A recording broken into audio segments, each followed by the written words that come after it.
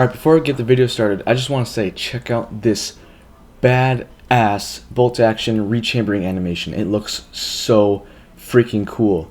Whoever did this, good job and keep up the great work. Hello everyone, LinkFrost here, coming to you with my first addition to my new loadout series called Challenge Accepted. It's a series where you can suggest any infantry loadout of your liking, whether it's a favorite loadout you like to run with, a themed loadout such as this one I'm about to do, or an extremely hard, rage-inducing, challenging loadout. Rate your fellow loadouts, and I'll choose one of the top-rated ones. This first episode is actually going to be a challenge that I submitted to Drathimus Gaming over his fan-picked Friday Challenge series, called The Infiltrator is a Spy. Basically, it's a themed loadout of the Spy from Team Fortress 2, and I have to play the Infiltrator class like the Spy. However, I've noticed some things that sorta didn't make sense in the loadout I submitted, so I modified some of it. But it should overall be the same experience that Drath went through. Unfortunately though, this challenge might be a bit more difficult. So onto the loadout. The faction is either the Terran Republic or the New Conglomerate to symbolize red or blue spy. And since NC is my favorite faction, I chose the blue team. The primary weapon is nothing. Secondary weapon is the NS-44 Commissioner with the laser sight. The kicker here, though, is that I can't aim down sights with the Commissioner, since for some unknown reason the Spy in TF2 can't do so either. The knife is going to be the activatable ones, the Ripper for the Terran Republic or the Carver for the NC, and I am only able to use the knife when it's guaranteed to hit the back of an enemy, which is also known as a backstab. One difference is that in Drathimus' take on this challenge, he couldn't use the activatable knives since they weren't released when I submitted the challenge to him. The ability I'm going to run with is the Stalker Cloak, to mimic, I believe, the Cloak and Dagger watch that the Spy has access to in Team Fortress 2. The other big change is the different Electro Sapper simulator. I told Drath to use EMP grenades as an Electro Sapper and he could throw them whenever he wanted. Now it's different.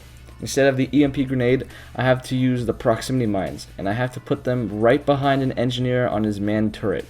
Or, another way I can use it is if I place a Bouncing Betty right behind the AV or AT turrets, hack the turrets, and watch my target go boom when he's forced to eject. I know in Drath's video I told him he couldn't hack, but I've made this the only exception to this one.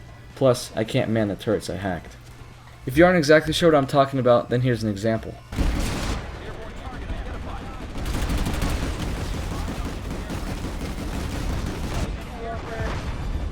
Hey, what's up?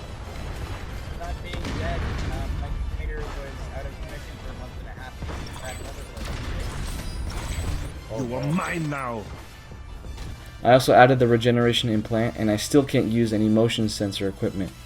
My description reads, from the moment your enemies hear your cloak to the last second of their dreadful lives, you will always strike fear into the hearts of your enemies. You are a mercenary hired to take down key targets. As a spy, you want to be sneaky. Only knife when it will hit the back of your enemy. Destroy engineers with your electro sappers, pop domes with the Commissioner, and taunt after each kill, because that's what TF2 spies like to do. Spies also like to take down high priority targets for that extra bank. You can take on a huge group of enemies as long as no one notices you. Basically, you're a ninja with a revolver. Kill enemies and drift away in the shadows, but make sure no one catches you. So thank you me for taking on your own challenge, and I have to say that using the Commissioner as a primary weapon isn't as hard as I thought it would be. I'm pretty familiar with it since it's my most used pistol in the game. Unfortunately, one thing I missed was the sights. Since you can add sights to every pistol in the game, which is amazing by the way, I always have my good old Kami with the reflex sight to help me aim at a distance. But I'm not allowed to aim down sights in this challenge, which sucks, so I had to use the Stalker Cloak to help me pick my engagement distances. If I was lucky enough to sneak by undetected, then I started laying down fire with my pistol. Hip firing this gun was fairly easy thanks to the laser sight, but with the Commissioner, patience is key to success. You can't just wail on your target all the time. You need to pace your shots in order to maximize your accuracy. This is also a perfect way to land headshots, which by the way, helped out a ton. It instantly executes enemy infiltrators provided they don't have any nanoweave armor equipped, and it also helps preserve my ammo by reducing the amount of bullets to kill by 1 for all of the other classes. Except for heavies. Seriously, the heavy assault was my worst freaking enemy. It doesn't help that every heavy I ran into was a Vanu soldier carrying the Orion or the Beetlejuice. That was some BS. But the overshield required me to shoot them more than 3 freaking times. And 3 shots for the Commissioner is half the magazine size, so that severely hurt my time to kill. Not to mention my ammo supply, but that didn't really matter because, well, they usually killed me. One thing I had to do is use the element of surprise to my advantage, since pretty much every primary weapon in the game has a faster time to kill than the Commissioner. If I were to land the first shot, I pretty much eliminated my target, except when I went into panic mode, and for some reason I only go into panic mode with the Commissioner. Basically, if I miss my first 2 shots, I enter panic mode, in which I spray out everything else I got, forgetting to pace my shots and hoping to hit someone. Sometimes it saved me and other times it killed me. One thing I thought was fun to do was that I could actually escape from people while I was in the middle of reloading. Sounds crazy, right? Fairly easy though. I just entered in deep cloak mode, waited for them to get bored and walk away, and I'm free. To sum up my entire playstyle, I had to wait and wait and wait until the perfect opportunity to kill my opponents. And it's hard to be sneaky when you're wielding the loudest revolver in the entire freaking game. So I've been talking about the Commissioner so much, but what makes it the most badass pistol and my favorite sidearm in the game?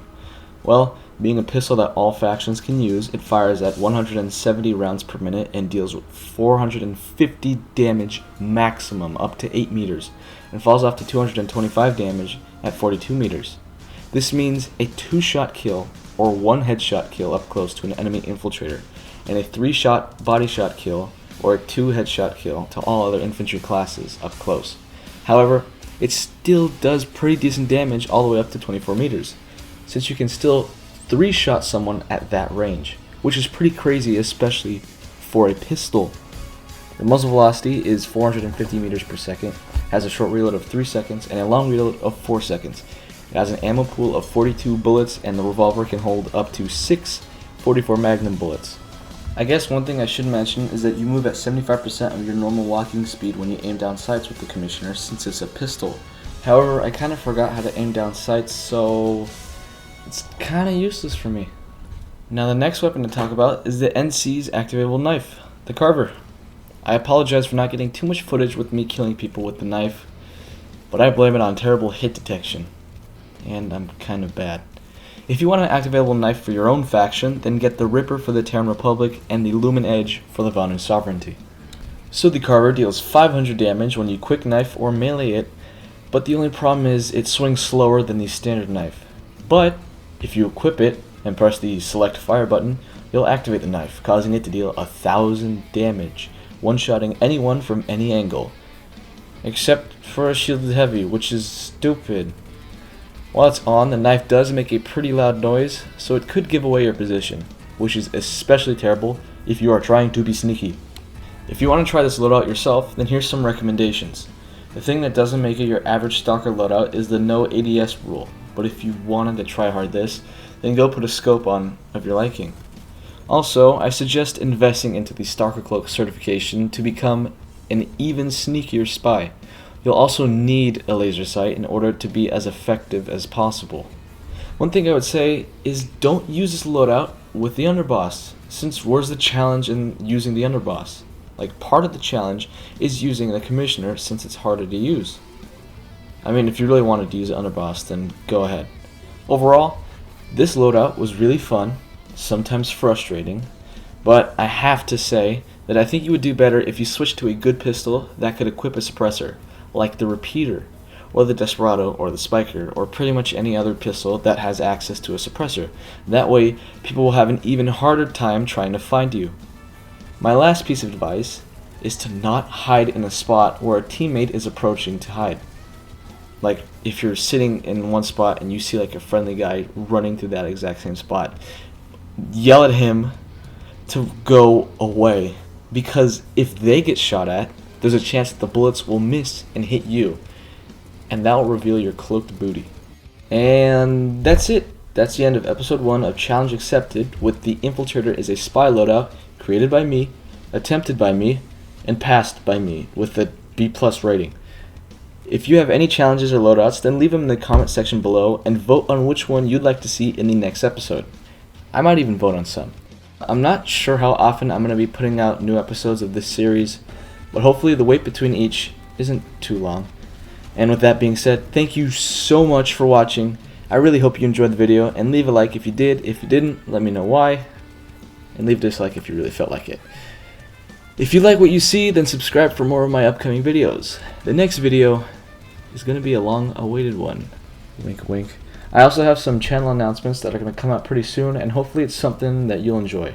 It's going to be a second channel, but of what? Dun dun dun. Stay frosty, subscribe, and I'll see you all next time.